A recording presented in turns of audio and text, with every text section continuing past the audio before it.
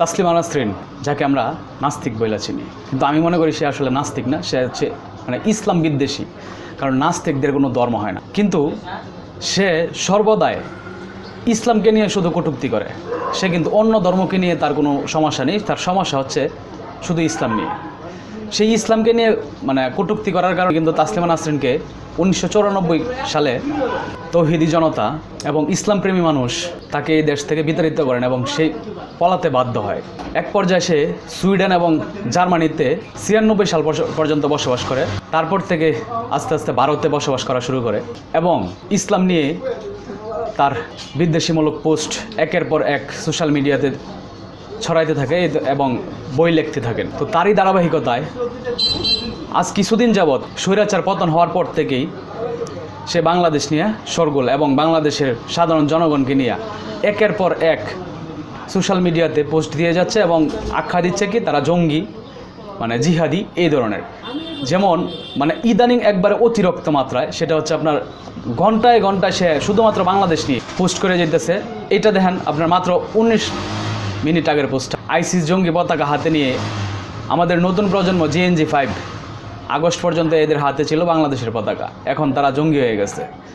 এই ধরনের পোস্ট দিয়ে যাইতেছে। আপনার জাস্ট তার পেজটা একবার ফলো করেন, শুধুমাত্র বাংলাদেশ নিয়ে তার একমাত্র নিউজ আলোচনা করা এবং ইসলাম নিয়ে কটূক্তি করাই তার একমাত্র কাজ। ঠিক আছে, এই যে দেখেন আপনার মাহফুজুর রহমানকে নিয়ে একটা পোস্ট, মাহফুজুর রহমানকে নিয়ে প্রথম আলো হয়তো একটা নিউজ প্রচার করছে। এটা নিয়ে সে প্রথম আলো এক পত্রিকায় জঙ্গিকে নিয়ে বিরাট বুদ্ধিজীবী বানিয়ে দিলেন। তার পোস্টের ধরনগুলো একবার শুধুমাত্র আপনাদেরকে দেখাইতেছি। 71-এ কি শান্তি কমিটির সদস্য ছিলেন তিনি, ডক্টর ইউনূসকে উনি আখ্যায়িত করতেছেন। চেহারাটা তো লাগছে চিনা চিনা। শান্তিতে একখানা নোবেল জুটিয়ে দিয়েছেন ক্লিন্টন, অথচ শান্তিতে ডুবাই দেশটাকে ডুবাবেন এই তার পণ। ডক্টর ইউনূস স্যারকে নিয়ে এই ধরনের আলোচনা হচ্ছে। এই যে দেখেন এই পোস্টটাকে নিয়ে মনে হচ্ছে সিরিয়ার কোনো স্কুলের ছবি, কিন্তু তার পেজে আপনার অন্য কোনো বিষয় নিয়ে, ঠিক আছে, বা অন্য কোনো ধর্ম নিয়ে, অন্য কোনো নিয়ে তার কোনো সমস্যা নাই। একমাত্র সমস্যা হচ্ছে তার ইসলাম। ঠিক আছে, এই জন্য আমি তাকে আসলে বলতেছি সে আসলে মূলত হচ্ছে ইসলাম বিদ্বেষী এবং ইসলামকে নিয়ে কটূক্তি করাই হচ্ছে তার মূল মন্ত্র। এবং যতদিন পর্যন্ত সে ইসলামকে নিয়ে কটূক্তি করতে পারবে ততদিন পর্যন্ত তার এই বাপের দেশে বসবাস করতে পারবে। যদি সে ইসলাম নিয়ে আলোচনা কটূক্তি না করতে পারে আর দেখবেন যে সে ওই দেশে বসবাস করতে পারবে না।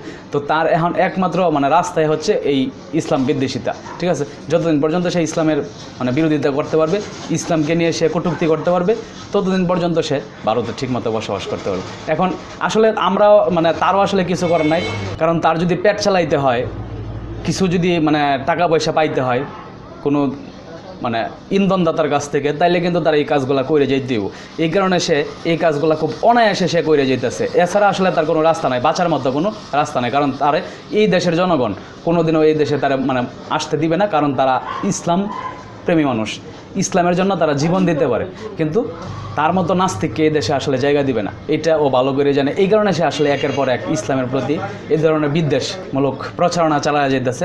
কিন্তু দেখেন আপনার প্রত্যেকটা পোস্ট সে কিন্তু আপনার ব্লক করে রাখছে যেন কেউ কমেন্টস না করতে পারে। ঠিক আছে, আসলে কুকুরের কাজ কিন্তু এটাই। কুকুর সর্বোচ্চ কী করতে পারে, কুকুর আপনার পায়ের নিচে কামড় দিতে পারে। ঠিক আছে, এর উপরে না। তো তাসলিমা নাসরিনের আসলে কর্ম হচ্ছে সে এইভাবেই ইসলামের বিদ্বেষিতা করে যাবে এবং তার সকল সাইট ব্লক করে রাখবে, তাকে যেন কেউ প্রশ্ন না করতে পারে, তাকে নিয়ে যেন আলোচনা কেউ না করতে পারে, এগুলো সে ব্লক করে রাখবে।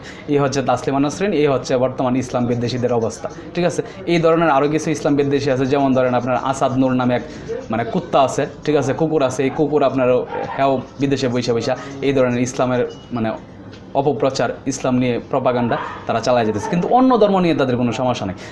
নাস্তিক যারা, নাস্তিকদের কিন্তু কোনো ধর্ম নাই, নাস্তিকরা কোনো ধর্মই পালন করেন, কিন্তু এরা আসলে নাস্তিক না, এরার মূল চরিত্র হচ্ছে আপনার ইসলাম বিদ্বেষিতা। ঠিক আছে, ওরা মূলত ইসলাম বিদ্বেষী, এটাই হচ্ছে তাদের সবচেয়ে বড় পরিচয়। তো যাই হোক, আসলে এগুলারে থামানো উচিত যে কোনোভাবে হোক। তো এতটুকুই বলতে চাই। ভালো থাকবেন সকলে। আসসালামু আলাইকুম।